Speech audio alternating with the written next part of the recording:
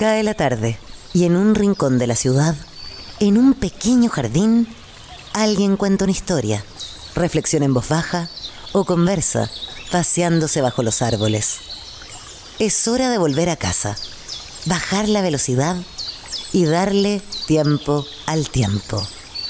Christian Warnken nos abre la verja de su jardín para que respiremos aire puro y oxigenemos el espíritu. En Pauta, aquí comienza Desde el Jardín. Una presentación de Youngers Fest, el festival donde los mayores de 50 son protagonistas. Y Grupo Educar, construyendo el futuro de la educación técnico-profesional en Chile. Lo esencial de toda exploración será volver al propio jardín y ver las cosas por primera vez, decía el poeta T.S. Eliot. Muy buenas tardes, queridos y queridas radiovidentes que al escucharme me ven caminar en este pequeño jardín al fin del mundo. Hoy día es lunes 17 de noviembre. No vamos a poder hablar de temas muy líricos, ni poéticos, ni literarios hoy día. ¿Cómo vamos a hacernos los lesos de lo que pasó ayer en una elección que trajo varias sorpresas o zarpazos o sorpasos? Creo que es la palabra que se usó mucho en algunos analistas políticos. Habíamos invitado a Alberto Mayol para hacer un análisis de esta elección y él tuvo la gentileza de acceder a la invitación de venir a caminar conmigo esta tarde al jardín. Ustedes ya lo conocen, es sociólogo, es cientista político, analista político, escritor, autor de varios libros muy importantes, entre otros uno de los bestsellers o longsellers de las últimas décadas, El derrumbe del modelo. Alberto, un gusto de tenerte aquí caminando en este jardín al fin del mundo. Un placer y muchas gracias por la invitación, Cristian. Oye, Alberto, bueno, ayer me puse a ver la televisión y aparece el personaje de la noche, Franco Parisi, emitiendo unas declaraciones desde mi punto de vista un poco destempladas. Uno puede entender un poco su molestia, su rabia, ¿no? Yo las encontré un poquito destempladas, lo voy a citar. Habló de los terroristas de las encuestas, ¿no? Como Alberto Mayol, después citó a varios. Qué vergüenza la Academia, qué vergüenza Valdivieso, ahí su numeración. Nos manipularon las encuestas. De hecho, yo creo que perdimos bastante con esto que decían que era voto perdido. Todos esperábamos que la sorpresa iba a ser Kaiser. Probablemente eso hizo que hubieran algunos movimientos dentro de lo que era el voto de la derecha, de gente que pensó, si está Kaiser, vamos a ir a votar mejor por Kast, porque podría perder ante Hart. A ver, primero que nada, yo quiero entenderlo, pero no soy. Me cuesta entender el tema de las encuestas, siempre las he tomado con distancia, siempre las leo también. ¿Qué pasó, Alberto? ¿Cómo lo lees tú? Tú que te has dedicado a este tema de las encuestas y las conoces a fondo, como la herramienta, metodología, etcétera. ¿Qué es lo que pasó? A ver, siempre va a pasar, básicamente porque una encuesta perfecta es enormemente cara y muy difícil de ejecutar.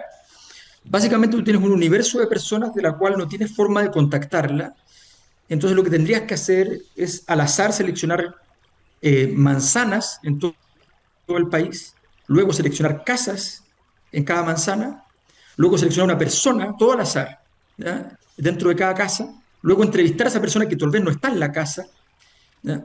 Y todo eso, naturalmente, es muy complicado.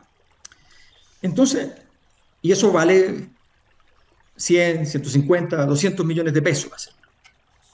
¿Ya? Lo que se hace habitualmente, lo que hacemos el grueso de las encuestadoras, es que vamos y, en el caso nuestro, ni siquiera una encuestadora, yo me invento mecanismos para poder hacer mi propia investigación sobre los procesos, donde lo más importante evidentemente no es la predicción. Nosotros compartíamos por WhatsApp la encuesta que hacíamos por intereses internos. Se hizo conocida porque le fue bien en muchas ocasiones, pero nosotros hacemos lo siguiente. Todas las encuestas hacemos esto. De ese universo que desconocemos, buscamos tener una muestra grande, un marco muestral le llamamos. No es la muestra de la encuesta, un marco muestral que es donde vamos a ir a navegar.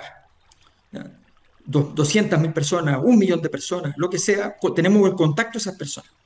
Ok, y ahí empezamos con el proceso de selección estadística azarosa para poder representar la muestra. Pero ¿Qué pasa si tu marco muestral tiene errores? ¿Qué pasa si tienes más probabilidad, por ejemplo, de conectar a gente que esté, y esto es muy probable, dentro del proceso de modernización del país, que a la gente que está fuera del proceso de modernización del país? Los olvidados, los humillados y ofendidos, en términos de Dostoyevsky, ¿ya? ¿Dónde están? Entonces, ese problema en general no es tan grave porque en tiempos normales toda la gente se parece un poco. Entonces, son distintos, pero no son tan distintos. Ujú. Tienen menos, pero en realidad creen en la misma educación, creen en los mismos valores, las mismas normas. Pero ¿qué pasa cuando tienes un ecosistema donde las cosas funcionan completamente distintas y donde el malestar social ha hecho de la suya y la ilegitimidad es total? Lo que surge en una situación como esa es lo siguiente. Nos encontramos rápidamente con casos extremos en los cuales mucha parte de la población sencillamente tiene otra vida, otra mirada, otros valores, otras normas. Y como no estamos viendo más que un fragmento muy pequeño de ellos, estamos perdiendo la posibilidad de ver el resto. Esto pasa en ciencia, en cualquier ciencia. Nos han dicho alguna vez que no se podía comer huevo y después nos dicen que tenemos que comer huevo. La ciencia tiene pasos que son así. En este caso son investigaciones que son, tienen una metodología que trata de aproximarse a lo que corresponde al método científico, pero aunque se acercara, hay una alta probabilidad de que haya muchas cosas que no se puedan lograr. Entonces es normal ese nivel de margen de distancia. Lo que sí es muy irritativo porque la importancia que han tenido las encuestas últimamente es deslumbrante y prácticamente todo es pensar quién subió un punto y quién bajó un punto. Oye, Alberto, pero en el fondo, esto que tú me estás describiendo, voy a usar una metáfora de la astronomía, de la astrofísica. Los astrónomos hablan de la materia oscura, esa materia que saben que existe pero que no pueden medir. Aquí teníamos como una suerte de materia oscura, Sí. este mundo, el votante de Franco Parisi. ¿Y qué es esa materia oscura desde el punto de vista social, político, etcétera? Bueno, uso el mismo concepto, de hecho, en varios libros yo he trabajado mucho el tema de malestar social. Esta investigación sobre malestar parte del año 2009, que nos encontramos con unas variables que no nos hacían sentido y que empezamos a tratar de explorar y nos empezamos a dar cuenta, no sabíamos cómo llamarlo, así que le decíamos el animal. Entonces decíamos, el animal está más grande, el animal está más rápido y de pronto dijimos, el animal está en varias partes, no está solo en una, es ubicuo. Entonces empezamos a mirar todo esto hasta que llegamos a la conclusión de que esto probablemente, porque nunca se ve directo, es esto que se llama malestar social, que no es lo contrario al bienestar social. Ojo, el malestar social es cuando las personas sienten que el nivel de ilegitimidad de sus autoridades, de sus instituciones es tan alto que sencillamente no reconocen esa potestad. Y básicamente entonces es una creencia en que una duda, una inquietud de para qué sirven las élites y para qué sirven las instituciones. Eso es el malestar social. Y eso empezó a aparecer con claridad, con evidencia en el 2011. Nosotros en el 2010 sacamos un informe con mi equipo en la Universidad de Chile y decíamos, oye, parece que está en educación esto. Y efectivamente al año siguiente estalla, pensábamos que no iba a estallar, ¿eh? No nos imaginamos que podía estallar. Y después empezamos a seguirlo día por día y ha sido una obsesión de ir siguiendo este fenómeno. ¿Y por qué es materia oscura? Primero porque no lo puedes ver directamente. Igual que la materia oscura, tú tienes que verla por sus efectos, no por su existencia material. No emite luz. No, no se comprendió que el no pagar la micro en Santiago era parte de esa materia oscura. No se comprendió que el momento en que la derecha y la izquierda, la concertación y la alianza en ese tiempo, empezaron a comportar igual, o sea, subía uno su aprobación y subía la otra también, y bajaban ambas juntas en vez de ser oposiciones. Se empezaron a surgir muchos datos, la caída de la iglesia, 25, 30 puntos de confianza, la caída de todas las instituciones, todo eso es parte de esta materia oscura. Y que hoy día, ¿qué es lo que pasa con el ser humano frente a esto? ¿Qué es lo que pasa con nosotros como mamíferos? Es como si nos quitaran los puntos de referencia del territorio donde vivimos. Las instituciones no solamente cumplen un rol funcional, cumplen un rol ritual y cognitivo, nos permiten entender el entorno. Y esto nos hace perder ese entorno. Y entonces solo entendemos aquellas cosas que son más radicales, que me digan cosas fuertes, me digan cosas muy claras, taxativas, sin bemoles. Eso es lo que me va a servir. Y por eso crecen las ultras derechas y las ultras izquierdas. Ujú. Oye, ahora, en la encuesta tuya, Parisi tenía, la última, la Cosa Nostra, tenía un 5%, hoy día tiene casi un 20%. A ver, ¿fue porque no pudieron, la materia oscura, no pudieron, ¿cómo se dice?, sondearla, percibirla, percibir su luz? ¿O fue porque hubo un cambio tan fuerte y radical o ese votante toma su decisión al final? ¿Cuáles son las hipótesis que ustedes manejan? Nosotros sabíamos que siempre teníamos una merma con París porque tenemos un problema de marco muestral en el norte que nos había hecho ya ocurrir que teníamos 4 o 5 puntos de distancia respecto a la vez pasada. Y en general nosotros estábamos muy bien con los otros y con París teníamos un problema y él mismo andaba diciéndolo por todas partes y nosotros nos preguntábamos y decíamos, sí, es verdad, tiene razón, es así. Luego eso explicaría 10 u 11, que es lo que marcaron en otras encuestas, de hecho, eh, pero no explicaría los 20. Tengo la hipótesis, pero no es una hipótesis. Yo creo que, porque nosotros veíamos que París iba perdiendo votos frente a Kaiser en los últimos 2 meses, 3 meses. Y Kaiser venía muy rápido, muy fuerte. Mi impresión es que no está medido en la última medición nuestra. Mi impresión es que en esa última medición, justo después viene el debate y vienen dos polémicas que sitúan a Kaiser en una posición muy de derecha, muy disruptiva, pero de derecha.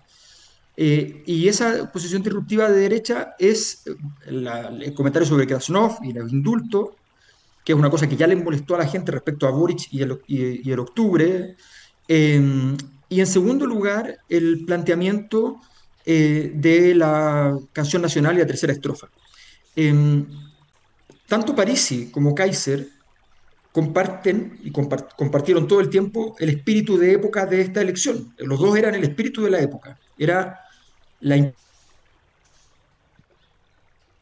impugnación y la tesis apocalíptica, la tesis de que un gran colapso va a ser necesario. ¿Ya? Esa tesis colapsista estaba muy fuerte en ambos. En algún momento Kaiser le empieza a quitar votos a él, después además le empieza a quitar votos a Kast, y empieza a crecer mucho.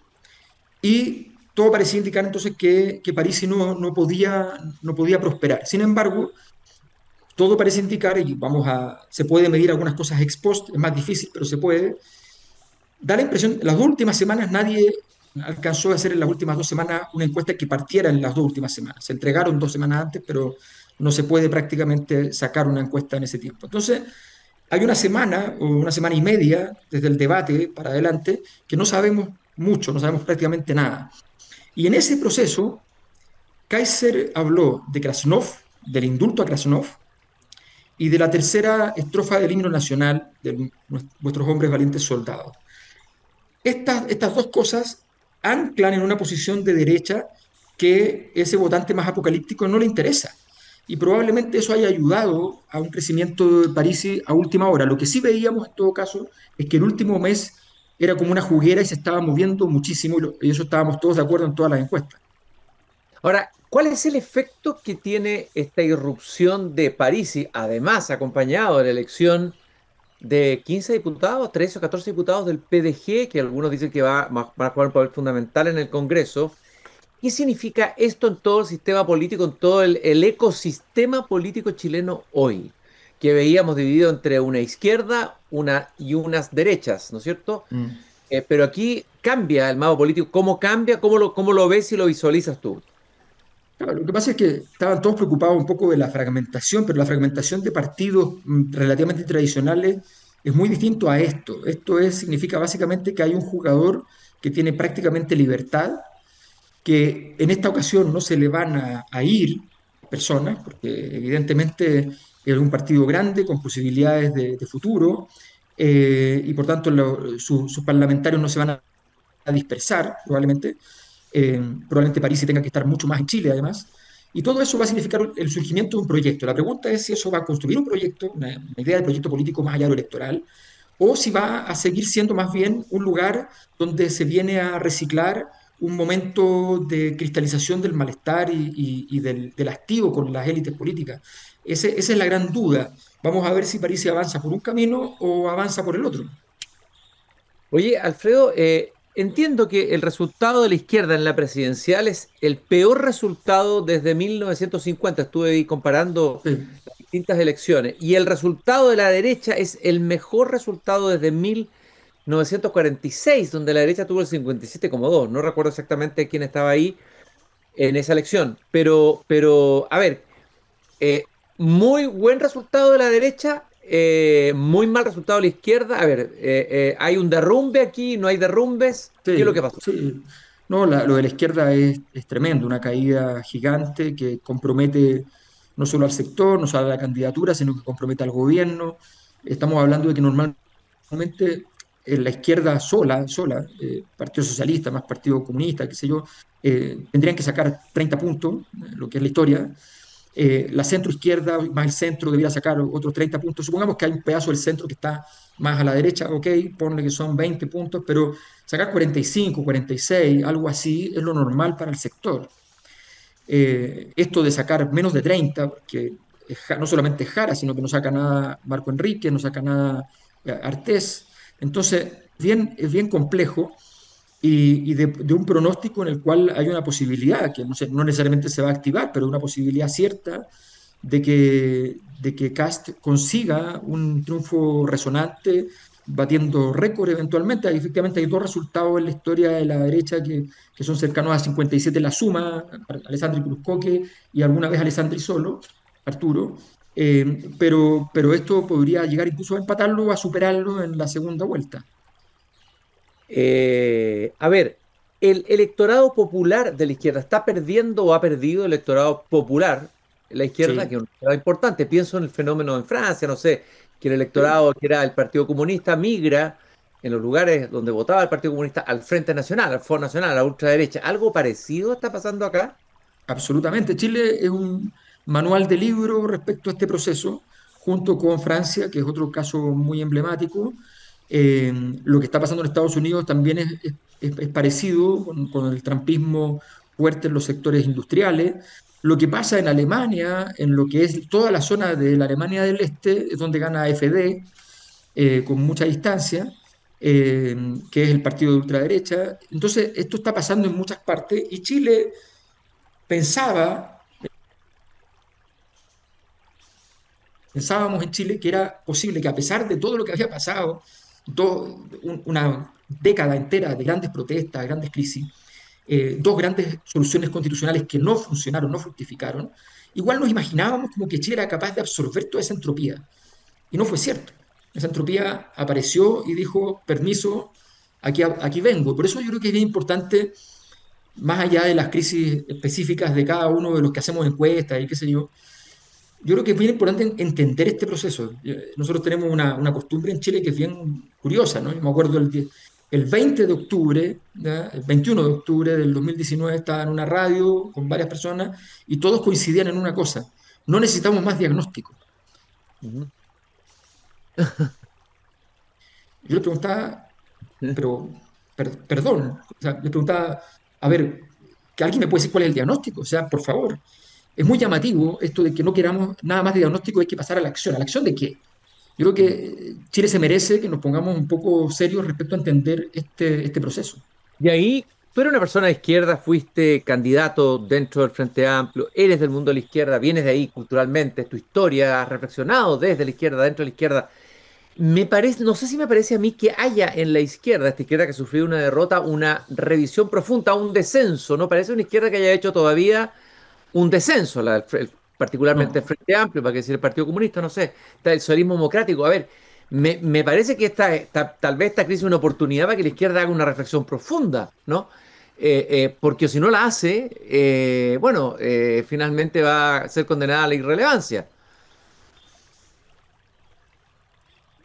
mira, en enero del 2020, no, en enero del 2022, claro, 22, llevaba 6 meses la Convención Constitucional y yo contacté a varios convencionales y les dije, mire, la verdad es que yo estaba viendo todos los días esto y esto está mal en forma y fondo y además van a perder. Entonces, lo hablé con convencionales, lo hablé con asesores de ellos. Los asesores me decían, te encontramos toda la razón, pero no quieren entenderlo. gente que era muy de izquierda, que entendía que había un problema. Yo creo que presentar un proyecto a un país no es una lista de deseos. Presentar un proyecto a un país requiere cierta renuncia, eh, y me parece que la tesis de que Chile despertó y ahora es de izquierda después del estallido, y la tesis actual de la derecha de que Chile despertó y es de derecha, a mí me parecen caminos ominosos para llegar a un mal lugar. Eh, Creo que hay una necesidad efectivamente de profundizar la reflexión. La izquierda se convirtió en fanática de su propia identidad. Eso no es hacer política, es todo lo contrario. Es como un Es narcisismo político, ¿no? un narcisismo, es un tribalismo, depende de la forma. En general aparece mucho como narcisismo digital, pero también hay algo de tribalismo operativo, y también hay algo de solución casi en el límite de las relaciones sociales, o sea, de que el grupo manda, la satisfacción, el placer dentro del grupo es más importante que un esfuerzo por comprender la realidad. Hay una pérdida de eso. Para decirlo de una manera irónica, digamos, nuestro lado chimpancé deja pasar bastante al lado bonobo, ¿ya? Y entonces entramos en una dinámica etológicamente interesante. A ver, y te quiero preguntar también, a ver, viene la segunda vuelta, ¿cierto? Todos se hacen han dicho que la que la tiene muy cuesta arriba es la candidata Jara. Es efectivamente está, ahora, con la irrupción de Parisi, es efectivamente está una nueva elección completamente nueva. ¿Y cuál es la manera que van a tener ambos candidatos, Kast y Jara, para abordar este nuevo escenario de un país que empezamos a darnos cuenta que no conocemos tan bien? Quiero decir, un electorado, un nuevo electorado. O sea, no, no es un territorio completamente conocido, hay territorios desconocidos, ignotos, materias oscuras. ¿Cómo lo ves Sí. tú? La segunda vuelta para ambos dos, tanto para Kast como para Jara. Yo creo que está estable para Kast. Le basta con simplemente estar y no hacer mucho, no exponerse, no tomar riesgo. Yo creo que Jara tiene que tomar una decisión que es muy compleja. La decisión normal es ir a buscar votos, ¿no? Y yo la entiendo. Pero a propósito de lo que tú decías, hay algo que quizás es más importante, es reverdecer laureles en lo que es la discusión histórica de la izquierda sobre la igualdad, la discusión sobre los derechos sociales, o sea, lograr volver a penetrar en ciertos sectores que estás perdiendo con esta mirada más aspiracional, más de automatismo social para poder moverse libremente por el espacio de las clases sociales. Toda esta imagen que tiene también mucho de profecía muy difícil de cumplir, además. Eh, y esta autora profecía, que vamos a traer la seguridad en poco rato, que también es técnicamente imposible, todo eso hace que quizás lo más razonable, quizás lo más inteligente es buscar un anclaje con los elementos más tradicionales de la izquierda. Pero todo parece indicar que los comandos se preocupan de los votos y se les mide por los votos y finalmente entra la perpetua necesidad de simplemente salir a buscar lo que se encuentra. A ver, me imagino que, bueno, imaginemos que Kast la tiene más fácil. Lo que sí lo va a tener difícil es cómo gestionar una mayoría para poder hacer todo lo que quiere hacer, que se ve bastante heterogénea, por decirlo menos, una derecha que no es homogénea, que ya no es homogénea. Hay una que está más golpeada que la derecha liberal, pero es distinta que la republicana y diferente que la libertaria. Y por otro lado tienes a un PDG que está en una zona que no, algunos dicen de derecha, pero otros dicen no, no es Mm. derecha, esto es otra cosa. ¿Cómo, a ver, tiene el tonelaje político José Antonio Kast, el talante político para poder administrar aquello y llevarlo adelante y no encontrarse con un problemazo como se han encontrado todos los gobiernos al cabo del fin de de la luna de miel que tienen al comienzo? Mira, cuando uno ve la historia, da la impresión de que los presidentes son una especie de... Las capacidades presidenciales primero no se pueden entrenar prácticamente, ¿no? Obviamente es mejor haber tenido cargo, obviamente es mejor cierta experiencia, obviamente. Pero hay personajes que se sienten cómodos en el poder y no les cuesta. En principio parecería, cada vez que Kast ha estado en una posición de mayor ventaja, le ha costado flexibilizarse y jugar, pero tal vez su misma experiencia ya le ayudó y vamos a ver si los primeros meses demuestra esas habilidades. A veces, o sea, pasa con personajes como Pinochet, que Pinochet se adapta rápidamente al cargo y logra construir un liderazgo que no era obvio para nada. Eh, Creo que es importante entender que lo que viene es un juego nuevo y que Kast va a tener que lograr algo bastante difícil, que es mostrar que es capaz en poco tiempo de resolver todo lo que dijo que podía resolver o encaminarlo. Un poco lo que pasa en Argentina con Milei, que a la gente le basta con que encamine esto o algún cierto tipo de solución. ¿Tú ves una suerte de hastío parecido, aunque no llegamos al punto de Argentina? De Argentina en el sentido, un hastío tan grande. ¿Hay un hastío a ver, con este gobierno o es un hastío en realidad con todo, con el que gobiernen, ¿no? No particularmente con este gobierno? ¿O hay un hastío particular con este gobierno? ¿Cómo lo percibes tú? Lo que pasa es que la base de la sociedad es diferente, pero el fenómeno yo diría que Chile es uno de los casos más avanzados, si no el que más, de esta profunda crisis de malestar social a nivel mundial. O sea, si uno mira, hay cuatro grandes ciclos de protesta de gran tamaño en el mundo después de la Segunda Guerra Mundial. 68, voy a decir el año cerrado, pero un poquito más grande, 68, 89, 2011, 2019. Entre el 68 y el 89 son 21 años. Entre el 89 y el 2011 son 22 años. Entre el 2011 y el 2019 son 8 años. Es más rápido, llegamos a 65 países, más de un tercio de los países del mundo. Y en ese contexto, Chile es el país donde más duran las protestas grandes del 2011 y del 2019, donde hay más personas en crisis involucradas, más personas participando en las manifestaciones, donde hay más dificultad de resolución institucional. No obstante, Chile no pierde ningún gobierno, que pasó en muchas otras partes. Pero Chile tiene un tamaño muy grande de la crisis, pero logra mantener algo sus bases institucionales. Entonces, el caso de Chile no es menor que el de Argentina, solo que en Argentina se manifiesta de manera más anómica, más sin Estado, porque básicamente han tenido una base institucional mucho más débil. Así que sí, hay que tomarlo como un asunto bastante relevante, bastante serio, que supone costos económicos, que supone costos educacionales. O sea, estos ciclos producen pérdida de la importancia de la educación, aumento de la relevancia de ganar como sea y por tanto conducta antinormativa. Es decir, esto es un cóctel bien complejo que no lo estamos gestionando por de pronto. Vamos a ir a una breve pausa y vamos a seguir con los últimos minutos de programa en esta caminata peripatética aquí en el jardín con Alberto Mayol. Nos encontramos en unos segundos más. Sigo caminando en esta tarde del lunes 17 de noviembre del 2025. Estoy con Alberto Mayol aquí en este pequeño jardín, comentando la elección de ayer, la crisis de la izquierda, el escenario, digamos, el camino que enfrentará Kast si llega a ganar la elección para gestionar su gobierno, las crisis que venían antes, los estallidos, en fin. Te quería preguntar, Alberto, Boric, ¿cómo queda en esta pasada? ¿Qué es lo que pasa con la figura de él?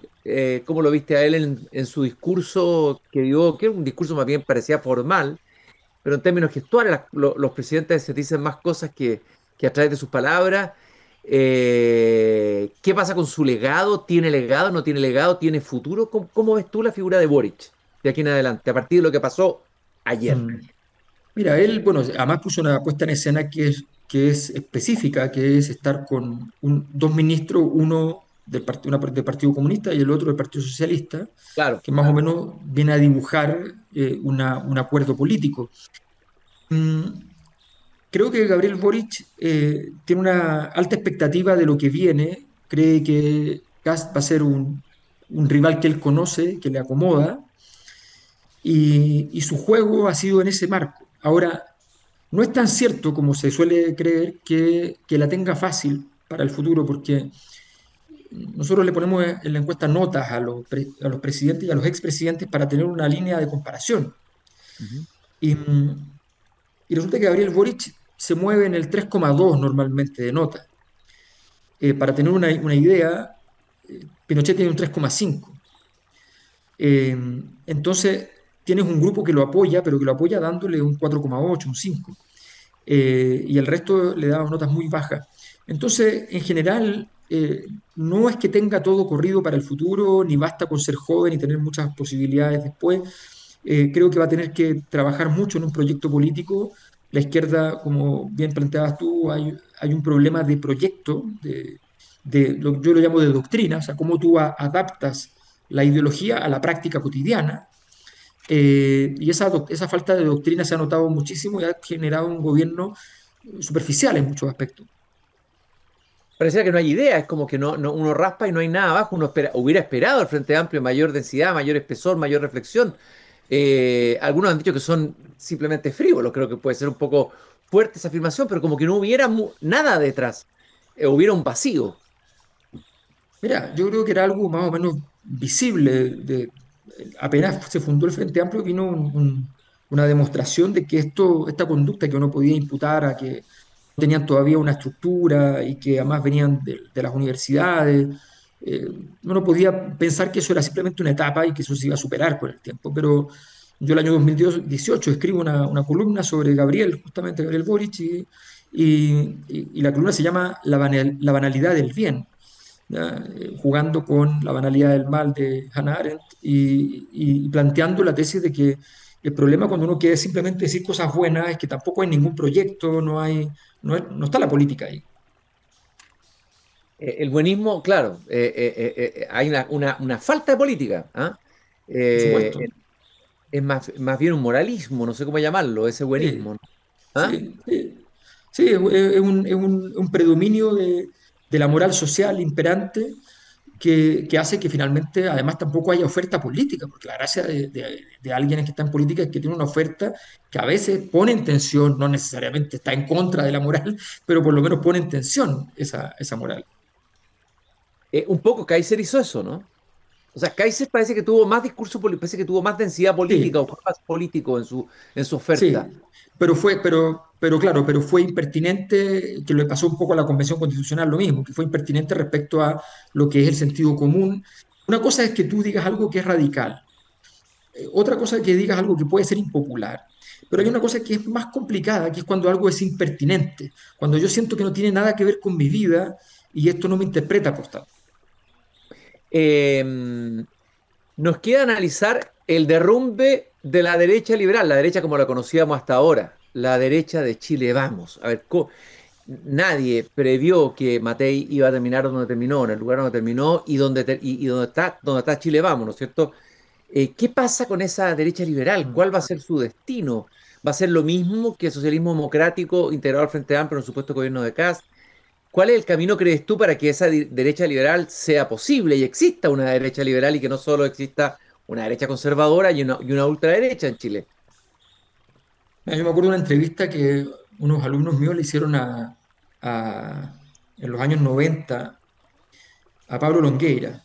Y me acuerdo que en la entrevista académica, ¿no? de investigación, él decía, estamos viviendo en un mundo donde la cancha está muy bien rayada respecto a lo que está bien y lo que está mal. La libertad económica y la libertad política, la libertad individual, el liberalismo político. Bueno, esa cancha en ese momento efectivamente era la cancha. Hoy día los jugadores, en el mejor de los casos, juegan en la línea de esa cancha. Y de ahí para afuera. El partido no se juega donde están los arcos, donde están las áreas, sino que se juegan fuera de la cancha. Y eso pasa por derecha y por izquierda.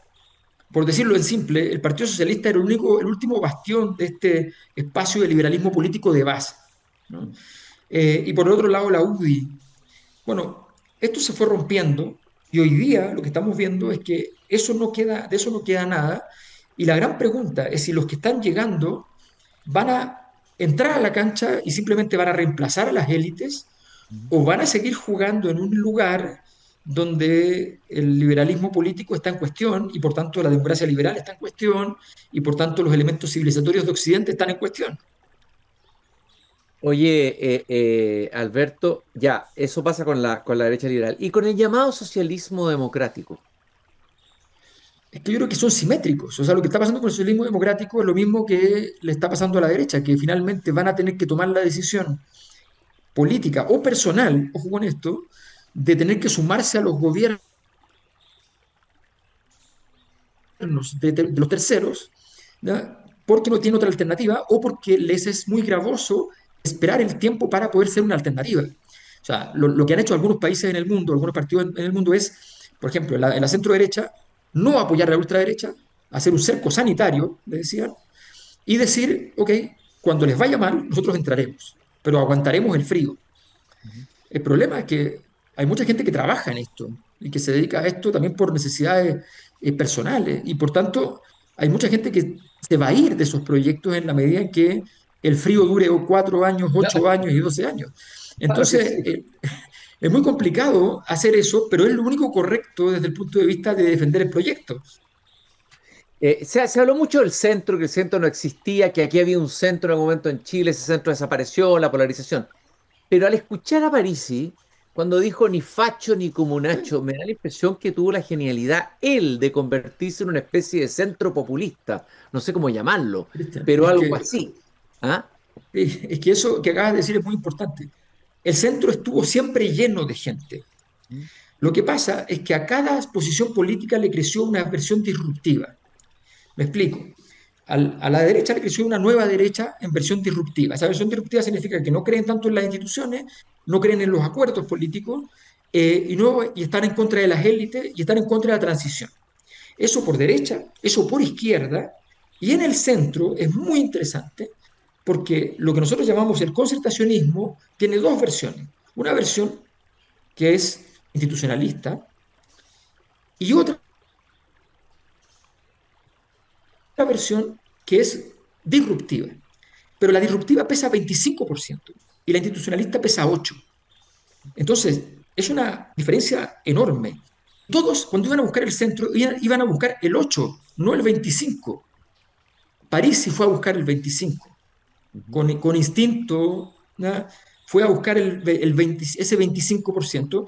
Y ahí está que no solamente lo buscó, lo encontró y con eso vivió.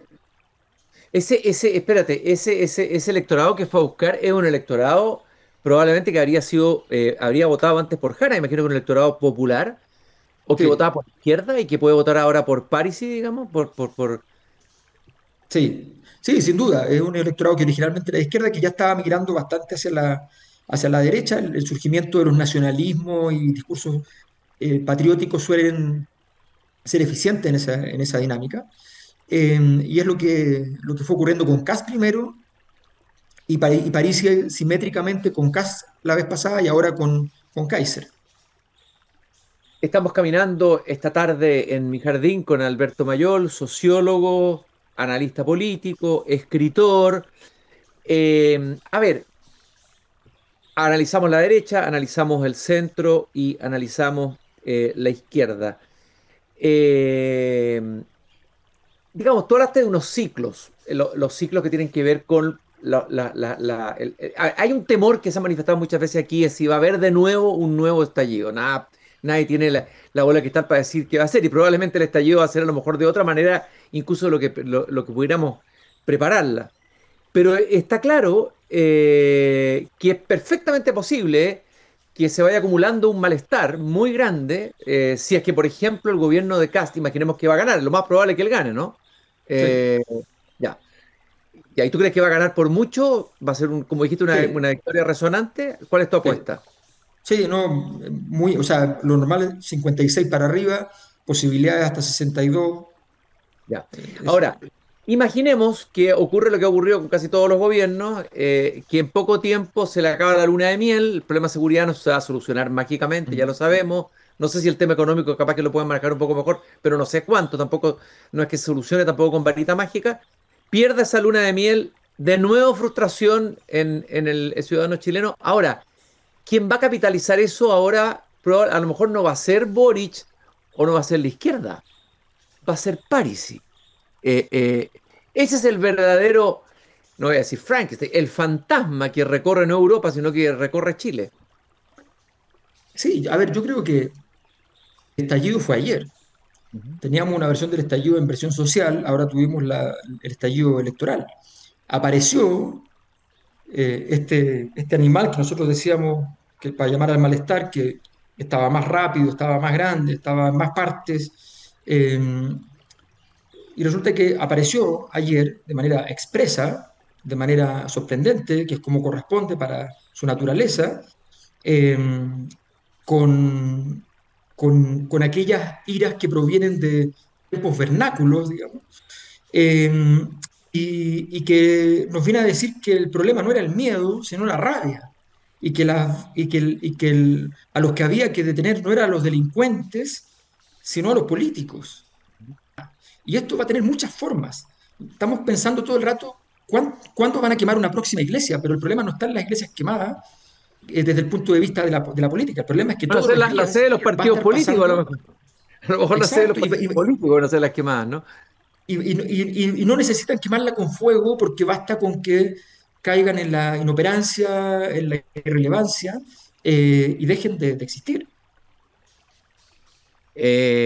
Alberto, yo te quiero agradecer esta conversación que hemos tenido esta tarde. Te veo bastante tranquilo, no te afectó mucho este ataque tan fuerte de Parisi, ¿no? Al equipo tuyo y a ti los afectó, los tocó. No, afecta siempre, ¿Ya? por supuesto, es duro, pero uno tiene un trabajo y hay que hacerlo. Y nosotros sabemos que estas cosas pueden pasar y hay que poner cara al frente. Yo he aceptado todas las entrevistas hoy día, he ido a dar la cara. Voy a hacer el rostro del problema para las encuestas, lo tuvimos todos, pero me lo llevo yo, no hay ningún problema. Parece que sí, ¿ah? Hay algunos que se hicieron los lesos bastante bien, ¿ah? Incluso Sí, los por vi en supuesto, programas de televisión, bien mira, no muy interpelados por nadie, ¿ah?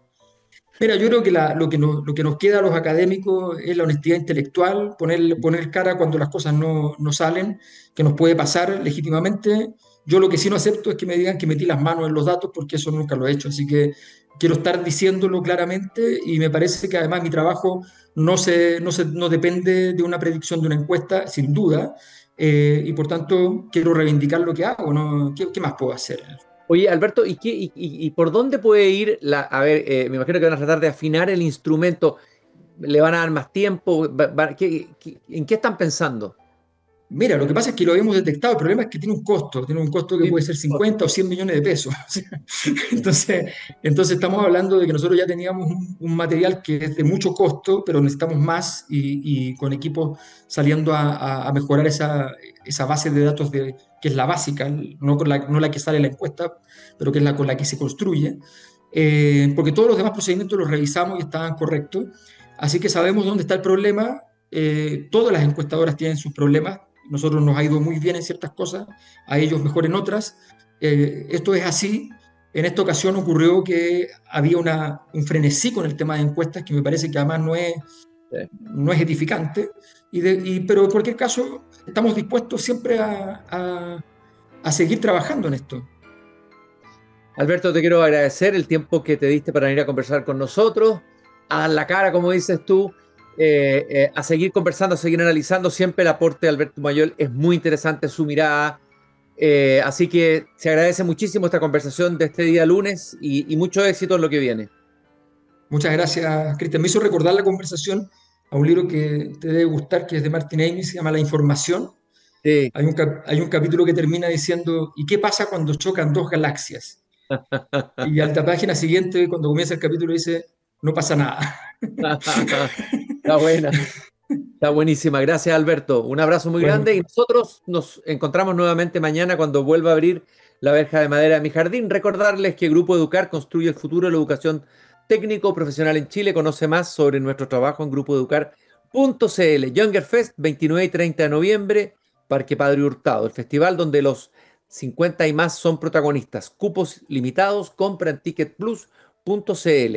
Younger Fest, siempre jóvenes. Y no se olviden de la frase que siempre les doy de Voltaire al final del Cándido: hay que cultivar el propio jardín. Hasta mañana. Es hora de cerrar la verja de madera del jardín. Pero Christian Warnken la volverá a abrir de lunes a jueves a las 19:30 horas en Radio Pauta, cuando comience de nuevo Desde el Jardín. Una presentación de Youngers Fest, el festival donde los mayores de 50 son protagonistas, y Grupo Educar, construyendo el futuro de la educación técnico-profesional en Chile.